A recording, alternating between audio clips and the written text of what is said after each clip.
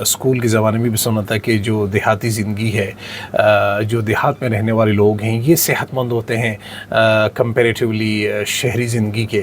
شہری زندگی جو ہے وہ ایک مصنوعی زندگی ہے، وہاں پر بسنے والے لوگ بھی کمزور ہوتے ہیں، ان کا امیون سسٹم، ان کی باڈی سٹرکچر جو ہے، اور جو دیہاتی لوگ ہوتے ہیں وہ مضبوط، تھوانا اور طاقتور ہوتے ہیں. کیا مائکروبز کی ڈائیورسٹی بھی دونوں میں ایک جیسے یا مختلف ہے؟ بالکل ایسے ہی ہے. باقاعدہ اس پر ریسرچز ہو چکی ہیں.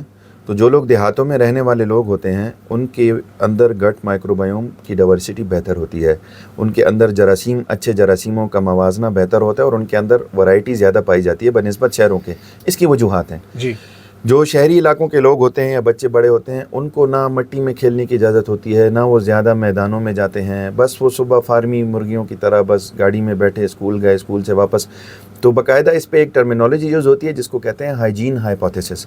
تو ان لوگوں میں یہ الرجیز اور یہ گٹ ڈسبائیوسس کی وجہ سے یہ مسائل زیادہ ہو جاتے ہیں، اور ان لوگوں کو جو ہے تو یہ تکلیف زیادہ رہتی ہے. اب ہوتا کیا ہے کہ جو شہروں میں رہنے والے لوگ ہیں ان کو اتنی اپرچونیٹیز ملتی نہیں ہیں، اور ان کی خوراکیں بھی اتنی خالص نہیں ہوتی. اس میں ویسٹرن فوڈ کا رول زیادہ ہوتا ہے، اس میں ایسی خوراکیں جو اینیمل فیٹس وغیرہ زیادہ ہوتے ہیں، یہ ویسٹرن فوڈز ہوتے ہیں، پروسیسڈ فوڈز ہوتے ہیں، برگر کا کلچر ہے، پیزا کا کلچر ہے. تو ان لوگوں کے اندر وہ گٹ مائکروبس، اس کی مثال ایسے ہے نا کہ آپ کے معدے کے اندر ایک 15 قسم کے اچھے جراثیم ہیں. میں مثال دیتا ہوں، ہزاروں سے اوپر ہیں لیکن میں 15. اور ہر ایک جراثیم کا اپنا کام ہے کہ ایک جراثیم سبزی کھا کے اس سے بہتر چیزیں بنائے گا، ایک جراثیم آپ کی دہی کھا کے اس سے جراثیم بنائے گا، ایک گوشت کو کرے گا. لیکن اگر آپ دہی نہیں کھا رہے، سبزی نہیں کھا رہے، اور وہ سبزی والا جراثیم گل سڑ کے سوکھ گیا انتظار میں کہ کب یہ سبزی کھائے گا کہ میں بھی کوئی کام کروں، اور وہ جو چاول کھانے والا اور وہ برگر کھانے والا اور پیزا کھانے والا جراثیم ہے وہ ہٹا کٹا ہو گیا. تو وہ جو بیچارے باقی جراثیم تھے وہ آہستہ آہستہ مر جاتے ہیں، ختم ہو جاتے ہیں. تو اس سے وہ ڈائیورسٹی کمپرومائز ہوتی ہے. اور اس کی بنسبت اگر آپ نے دیہاتوں میں دیکھا ہوگا تو دیہات کے بچے مٹی میں بھی کھیلتے ہیں، گھاسوں میں کھیلتے ہیں، اور ان کو طرح طرح سے جو ہے نا ایکسپوجر ملتا ہے انوائرمنٹ کے لیے، اور ان کے اندر ایک بڑی ورائٹی جراثیم کی.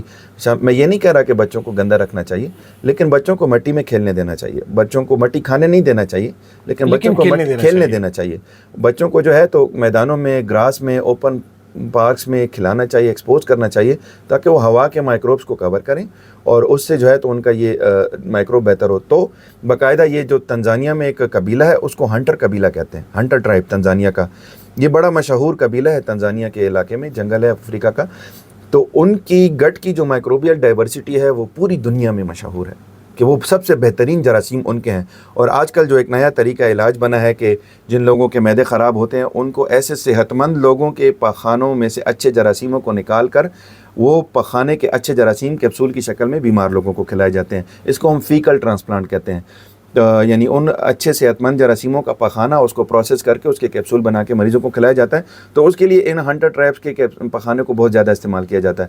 تو یہ تنزانیہ کا جو ہنٹر ٹرائب ہے، ان کی اس گٹ ڈائیورسٹی کے پیچھے ان کا طرز زندگی ہے. یہ بالکل قدرتی چیزیں کھاتے ہیں، یہ کپڑے تک نہیں پہنتے، یہ درخت کے پتے اور اس طرح وہ جو بالکل جنگلی قبیلے ہیں اس طرح کے لوگ ہیں، اور ہر چیز ان کی نیچرل ہے اور ان کی ورائٹی ہے. تو اگر آپ بھی ایک دیہاتی اور اس کی طرح ایک نیچرل زندگی جتنی گزار سکیں، قدرتی چیزیں کھا سکیں، فروٹس ویجیٹیبلز کا استعمال زیادہ کر سکیں، ایکسرسائز کر سکیں، زیادہ سے زیادہ اپنی آرام کا خیال رکھ سکیں، سٹریس کو ایوائڈ کر سکیں، اور ایک اچھی زندگی گزار سکیں، تو آپ اس کو بہت اچھی طرف لے کے جا سکتے ہیں.